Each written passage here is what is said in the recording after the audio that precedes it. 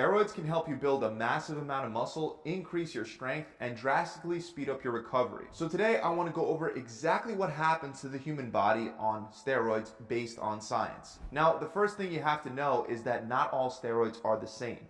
The term steroid refers to a biologically active organic compound with 4 rings arranged in a specific molecular configuration.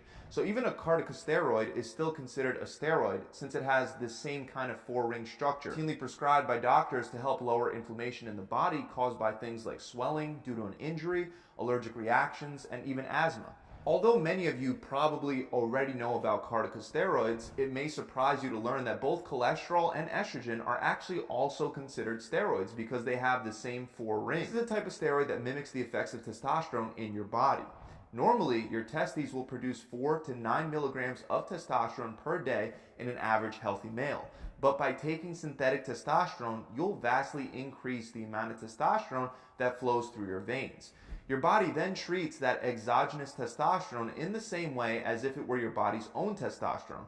So the testosterone enters your cells and binds to what's known as androgen receptors. From there, it binds to the nucleus of the cell and attaches to the DNA. This process activates hundreds of genes involved in stimulating protein synthesis and reducing protein breakdown. So as a result, your muscles are more likely to stay in a positive protein turnover rate, which benefits muscle growth because to build more muscle, more protein needs to be built up compared to the amount that gets broken down. Aside from improving protein turnover rate, anabolic steroids also increase the number of nuclei that are found within muscle cells. Those nuclei, which are actually called myonuclei, they happen to be the control center of each muscle. So having more nuclei is beneficial because the number of nuclei you have within a muscle is actually one of the primary factors that determine your potential for growth. To put it more simply, the more myonuclei, the bigger the muscle can become. And this is actually one reason why some people have better muscle building genetics, because they naturally have more myonuclei while others don't. You see, the nuclei in your muscle fibers are limited to a maximum region of the cell that they can control. This is an area known as the myonuclear domain. Once the growth of the particular muscle fiber exceeds this domain, the only way to further grow is to add new nuclei to that cell. And that process is called myonuclear addition. With steroids, you can gain muscle much faster because it significantly increases the speed at which your body can add new nuclei to muscle tissue. And once it's there, the new nuclei remains in your muscle tissue for the rest of your life. We can see this play out in studies in which steroids were given to mice. 3 months after stopping the use of steroids, the mice had their muscle mass return to normal, but the extra nuclei stayed there. That's why taking steroids not only increases muscle mass in the short term, but it can also increase the amount of muscle that you can build and maintain for the rest of your life. So even if someone that once took steroids stopped taking steroids, they would most likely lose some mass, but their muscles would still have a higher number of myonuclei, which would mean they would still have a higher potential for growth than they did before they ever took the steroid. An athlete that participates in a drug-free competition gets caught using steroids, that athlete should be banned for life because they would have an unfair advantage that would still persist even after stopping the steroids. Exactly how effective they are by looking at a 10-week-long study where 43 men were divided between 4 groups. Group number 1 was not given any steroids and they didn't exercise at all for the duration of the study, and as expected, they experienced no changes in muscle mass. Group number 2 also didn't exercise, but the difference was they were given 600 milligrams of testosterone every week, so they wound up gaining 7 pounds of muscle. Then the third group wasn't given any testosterone, but unlike group number 1 and 2, they actually did lift weights, which led them to gaining an average of 4 pounds of muscle. Finally, the fourth group was given the 600 milligrams of testosterone each week while also lifting the weights, which led to 13 pounds of muscle growth. So to summarize, taking testosterone combined with working out produced over 3 times more muscle growth in 10 weeks than training without the testosterone. Researchers don't conclusively know how steroids assist with fat loss yet. There are 3 ways that steroids could help. First, they might simply boost your metabolism. Second, they could increase the rate that fatty acids are released from your fat cells and increase fat oxidation as well. And the third possibility is that steroids might help prevent the creation of new fat cells.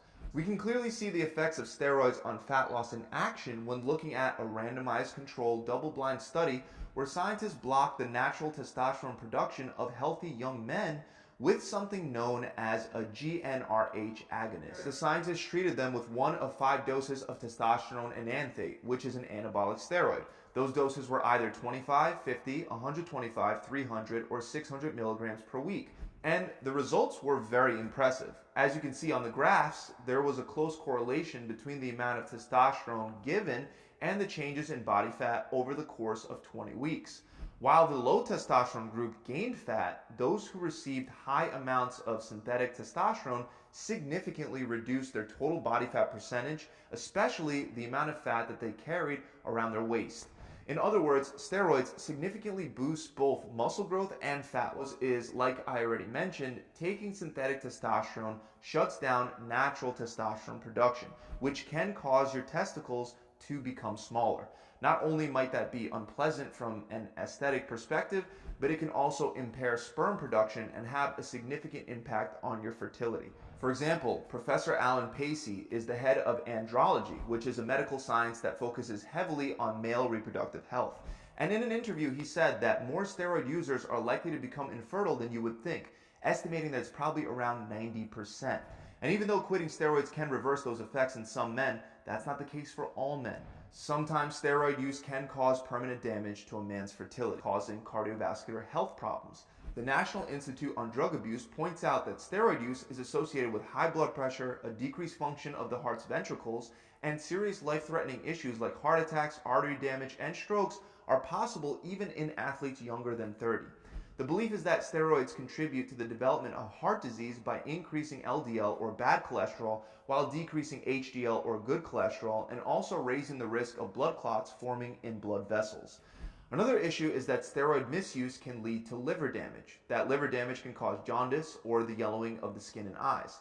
When steroids are misused, it can also lead to tumors and a rare condition where blood-filled cysts form in the liver. And those cysts can eventually rupture, causing internal bleeding and even death in some rare cases. I have examples of studies that have shown that up to 60% of anabolic steroid users can experience increases in irritability and aggressiveness. Steroid use can also lead to skin problems. For example, it can cause acne, hair loss on the head, cysts might form, and it can also lead to oily hair and skin. Also, it goes without saying that the steroids do need to be injected, so you may also get infections or experience pain and tenderness around injection sites. Another big fear that many bodybuilders have to deal with is the possibility of stimulating gynecomastia, also known as man boobs. This is a common adverse side effect of steroid use, with about 37% of users having gynecomastia. Men that take steroids are more likely to experience gyno because their body will convert some of the excess testosterone that they're taking into estrogen, which is the primary female sex hormone that can stimulate the formation. After quitting steroids, you'll most likely not only lose a lot of the muscle that you built and regain much of the fat that you lost, but you might also end up with other symptoms of low testosterone. Examples include depression, low energy levels, poor memory, low self-esteem, and erectile dysfunction. So yes, steroids do come with the risks of some serious side effects that might not make it worth your while.